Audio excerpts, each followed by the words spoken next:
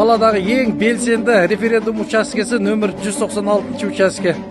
Себебі бұл жерге келушілердің қатары қалың, сонымен қатар тек жеке тұлғалар ғана емес, ұжым болып келіп отқан дауыс берушілер бар.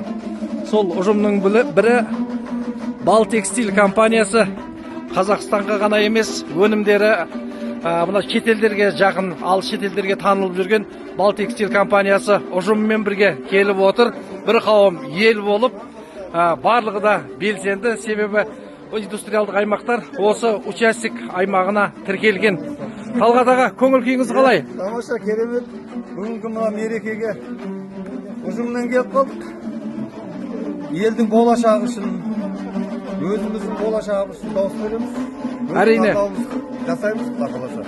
Иә, мынау Балтекстиль компаниясының құрылтайшы Талғат Исқақов ағамыз арнайы ұжымын өзі бастап, бүгінгі саяси науқанға белсенділіктерін танытуда.